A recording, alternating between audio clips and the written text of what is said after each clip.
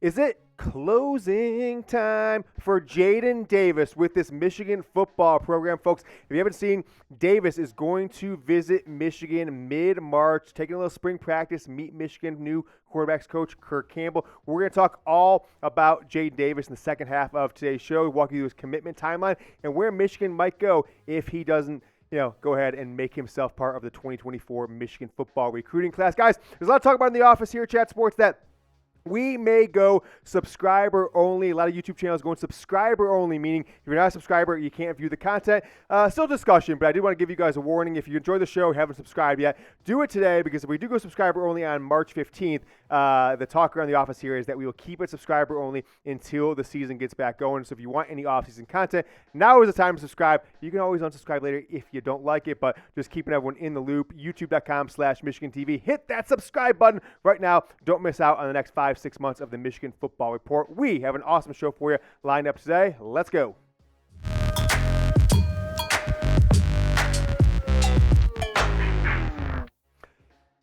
Michigan has got some things going on at the NFL Combine. Mike Morris making some plays. Ronnie Bell had a couple good answers today at his press conference. But the thing that I was most surprised by was look at the speed of DJ Turner. So as of now, Friday afternoon, right around 5 o'clock Eastern, this is still an unofficial time, but one of the fastest 40 times in NFL Combine history, and probably the fastest by a Michigan football player ever. DJ Turner, 4.27 40 time, unofficial, from our own Tom Downey, who was on the scene with Sam Brown in Indianapolis. What a time for DJ Turner. If that holds up and he shows out elsewhere with the agility drill and shows some strength and get 225 up at least 15, 18 times, DJ Turner might end up himself being a first-round draft pick, folks, but just want to see, make sure you guys saw that. DJ Turner, just absolutely electrifying fast, 4.27 unofficial 40.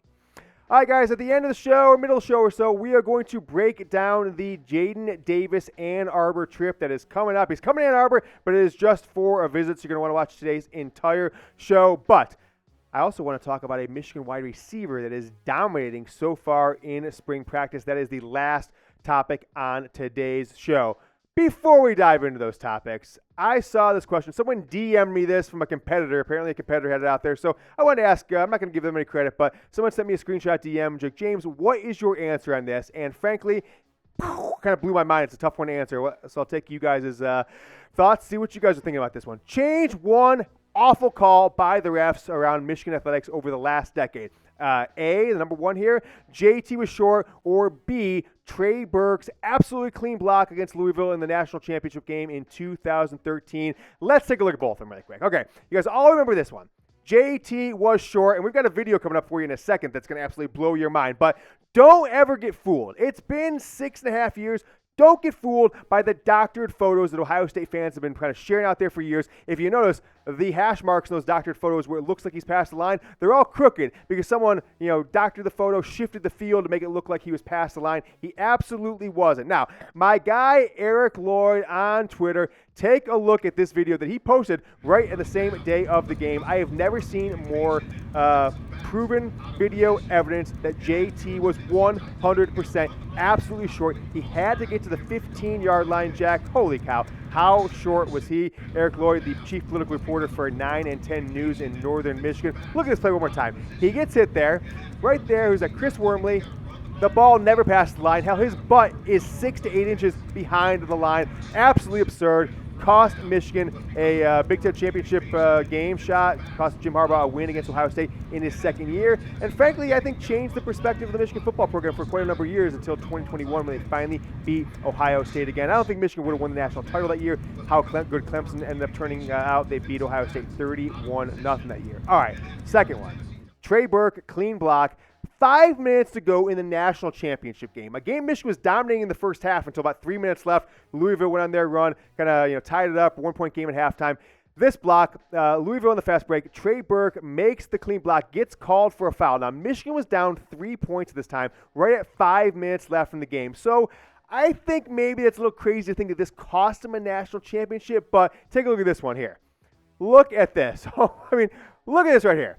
Trey Burke, absolutely not. Their bodies are touching, but Trey Burke isn't leaning into him. The players that lean to Trey Burke, they both go up straight up in the air, and Burke makes the perfect block right against the backboard, doesn't touch any hands, yet the ref called the foul. Louisville goes up by 5 with 5 minutes left, and Michigan was playing catch-up and really couldn't run their offense the rest of that game. So I'll ask you guys one more time. You can only change one call by the refs. JT was short. Maybe gives Michigan a Big Ten championship playoff appearance, of course, in 2016, and we'll see what happens. Or Trey Burke's clean block. Michigan gets the ball back down 3, goes down the court with momentum, maybe a national championship game. Give me an A for JT was short or a B for Trey Burke's block was clean. I'm going to go JT was short because, hell, football just means a little bit more to me, but let me know what you guys think, A or B. A lot of talk out there about Michigan and an NIL agency deal with one of the biggest players in the game. And I'm not just talking about NIL. I'm talking about all of greater entertainment. A lot of talk out there. I've got some sources on this, but it's still very tough to get any real substantial information. But Michigan sounds like it's formalizing an NIL agency deal directly with kind of like the school being the intermediary, but then one of the NIL collectives kind of putting it together with Endeavor, formerly William Morris Endeavor, formerly WME, IMG. I've changed a lot of names over the last few years. This would allow companies to go directly to WME and get NIL deals with Michigan. Also, Michigan players also will allow it just to be more above board for someone like Stephen Ross or something like that to say, hey, I want my company to have Michigan football players represent it. I'm just going to put $10 million in this deal with Endeavor, and they're going to pay it out to Michigan athletes, kind of almost like a salary kind of thing. If you're not familiar with Endeavor, one of the biggest agencies, if not the biggest agencies, up there with CAA and some other. Their CEO, Ari Emanuel, he is the guy that Ari Gold from Entourage is based on. They own UFC. It's a publicly traded company. They also own IMG, also the IMG Academy. Shea Patterson, J.J. McCarthy, DJ Turner, who we just talked about, the top high school football program in all of America. And they are, of course, a leading Hollywood talent agency for actors and musicians, celebrities, sports agency, and things like that. So big time potential for comes to light, it would be maybe groundbreaking and would give Michigan a little feather in their cap going against a bunch of schools who are doing more pay for play than true name, image, and likeness. Some news came out yesterday about Chris Partridge's contract. That maybe it's a little bit interesting, but I guess you got to do what you got to do when you are a Michigan football coaching staff. Got to get one guy in, one guy out. He originally signed as a defensive analyst. They couldn't actually give him the deal. They changed the contract to make him an assistant coach once George Hilo was dismissed or mutually parted ways from the Michigan football program, and his salary went from like $150K as an analyst. Week later, $500,000 will be his deal in 2023. It's only a one-year contract, so I'm sure Michigan's allowing him to keep his options open if he wants to explore another defensive coordinator job like he had at Ole Miss before he came to Michigan. All right, more to talk about in this show, folks, but shout out your city in the comments. I'd love to know where you guys are watching from. I am recording this from downtown Dallas, Texas, where Chat Sports is located. I got to do an ad read here, so here's what I want you to do. While the ad read goes from Athletic Greens, I want you guys to go down in the comments, type your city. I'm going to make it the pinned comment on today's video. Comment your city, scroll back up. I should be getting ready to finish the ad read right at that time. The Michigan Football Report is presented by Athletic Greens. Folks, I take AG1 on a daily basis, and it has truly made a difference in my overall health and well-being. Get comprehensive and convenient daily nutrition at athleticgreens.com/chatsports. I started taking AG1 in the morning as part of my daily routine, and it has become a habit that I truly look forward to. Not only does it provide comprehensive health benefits, but it also makes me feel ready to take on the day. Whether I'm hitting the gym or just running errands, AG1 gives me the energy and focus I need to power through. In addition, AG1 is a great supplement for recovery, and it's a habit that I love to include before and after my workout. AG1 makes me feel like I am the same level as the Michigan football athletes that go out and win championships and beat Ohio State, and it inspires me to be as great as them. Covering my nutritional basis for the day literally couldn't be easier, and that's why I trust Athletic Greens. Just one small scoop of AG1 with water. I drink it first thing every morning. Done. It also costs less than $3 a day. Pretty good if you ask me. If a really effective daily habit with the highest quality sourced ingredients is what you're looking for, get going with Athletic Greens. AG1 win-win, folks. AG1 is now giving away a 1 year of supply of vitamin D and 5 free travel packs with your first purchase. So make sure you go to athleticgreens.com/chatsports. That's athleticgreens.com/chatsports. 1-year supply of vitamin D, and 5 free travel packs with your first purchase. That link is down in the comments and the description of today's video. Let's get to Jadyn Davis. He is visiting Ann Arbor mid-March. A lot of talk it's going to be 2 weeks from now, but just got some information across my desk that said it may be delayed another weekend, so it could be in 3 weeks. So I don't want to give you guys misleading information. It's going to happen mid-March, either the weekend of the 16th, 17th, 18th, or the following weekend after that. Focus of the visit wants, of course, to have meet and greet with Kirk Campbel, Michigan's new quarterbacks coach. Will be his quarterbacks coach, of course, at Michigan if Campbell sticks around.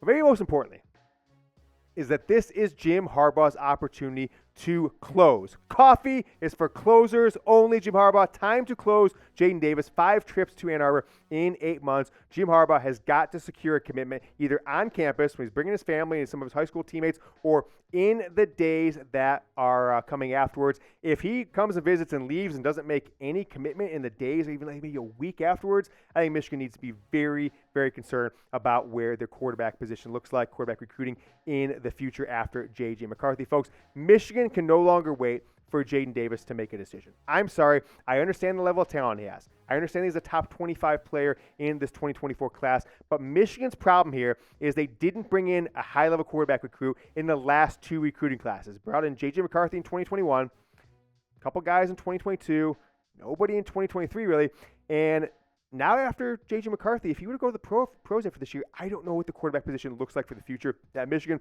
So for Jadyn Davis, I think Jim Harbaugh needs to say, Jadyn, we want you. You're our guy. You've been our number one guy. You love us. We love you. We want you to be here, but it is now or never. How about the Van Buren boys? If you guys are Seinfeld fans, remember the Van Buren boys. So I make a little joke here with Michael Van Buren out of Baltimore St. Francis, the number 4 quarterback, the 4-star quarterback, number 123 overall, out of the same school as Nakai Hill-Green and Ayabi, and of course, Blake Corum, right? Biff Poggi, who is now the head coach at Charlotte. He built this program from the ground up, and Michael Van Buren is, I think, the best quarterback they've had, at least the one that I've seen in the last decade or so, as they have been a powerhouse program. If Jadyn Davis does not commit to Michigan, either publicly or silently, I'm not sure what Jim Harbaugh would accept, by, let's just say, 5-6 days after his commitment, I have been told, after his visit, I should say, I have been told that Michael Van Buren kind of jumps over Jadyn Davis, and Michigan puts the full court press on him to be the quarterback in their 2024 recruiting class. All right, let's talk a little bit about Michigan football spring practice. All right, we have got a lot of people, we have a lot of things going on at the NFL Combine. We've got our Tom Downey and Sam Brown out there. We've been posting a bunch of stuff on the YouTube channels, if you guys have seen, as YouTube Shorts. So we had Mike Morris a couple days ago. We put out some Ronnie Bell. Hell, put out even some John Harbaugh talking about Jim, etc. CJ Stroud, Jack, did you see that? Who he said he was, who he looked up to? Kind of embarrassing. And people like, Yoder, you shouldn't take a shot. He's a kid. Well, he's about to be a millionaire. Maybe he already is a millionaire. So I'm not sure if I would feel bad. But CJ Stroud said the people he looked up to were Michael Vick, dog killer, prisoner, and then who's the other one? Deshaun Watson, and then and Joe Burrow too, of course. I mean, so a dog killer and a guy accused by over 30 women of sexual assault. I think he needs to have a little bit better of role models, and maybe it was just how they play. Nevertheless, just don't even mention their names. Say Lamar Jackson if you want a running quarterback. Say Justin Fields if you want. Hell, I don't know who you think about Deshaun Watson. Say Patrick Mahomes, but don't say Deshaun Watson. Don't say Michael Vick. But that is there. But Ronnie Bell was also on the mic today, and a bunch of many things he said about Michigan football, about Jim Harbaugh, and other things. They asked him about the upcoming team, the 2023 team. Who's going to be the leading wide receiver for Michigan now that he is moving on to the NFL? And take a look at this quote. He said, Cornelius Johnson. And the reporter says, well, why? He said, he's the best wide receiver in the Big Ten. Now, you might just say that's blowing a little smoke for his now former teammate. But remember, Marvin Harrison Jr., most people considered him the best player in maybe all of college football, at least one of them, definitely the best wide receiver this past year as a sophomore.